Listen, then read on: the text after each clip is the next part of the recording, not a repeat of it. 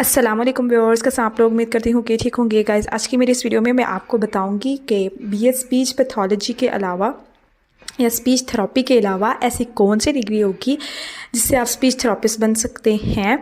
तो video start करने से पहले मेरी आपसे दरख्वास्त है कि प्लीज़ मेरे चैनल को सब्सक्राइब कर दीजिएगा, क्योंकि जब आप सब्सक्राइब करते हैं तो मुझे मोटिवेशन होती है और आपको वीडियो भी मिलती है ना।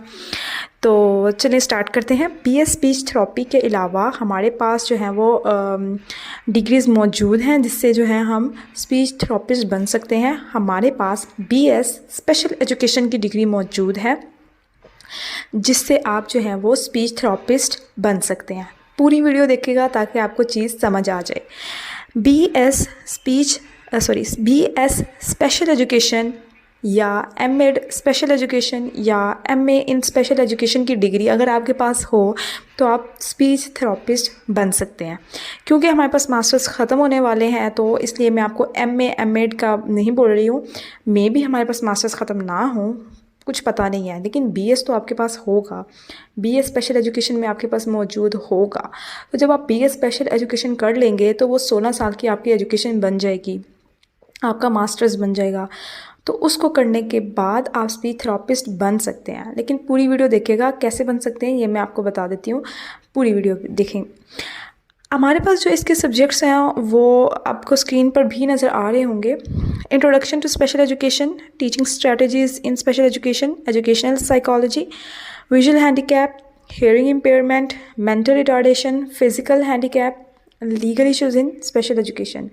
आप जो है वीडियो को रोक कर भी देख सकते हैं, ठीक है, मैंने तमाम डाल दिए हैं।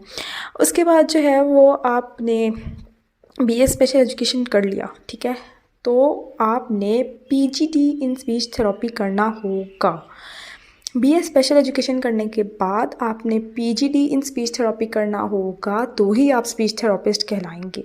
बीएस इन स्पेशल एजुकेशन के अंदर हमारे पास कुछ यूनिवर्सिटीज़ में जो है ऐसे होता है कि आपको जो है ना सारे सब्जेक्ट्स पढ़ने होते हैं स्पेशल एजुकेशन से रिलेटेड, ठीक है। कुछ में ऐसे होता है सारे सब्जेक्ट्स आप पढ़ते हैं, लेकिन लास्ट सेमेस्टर्स के अंदर आपको वो कह देते हैं कि जी आपने किस एरिया को उठाना है। सपोज करें स्पीच थेरेपी को उठाना है, विजुअल हैंडीकैप से रिलेटेड यानी कि डिसेबिलिटी से रिलेटेड चीज़ों को उठाना है, तो आप जो भी उठाएंगे फिर नेक्स्ट आप उसे कंटिन्यू करेंगे, ठीक है।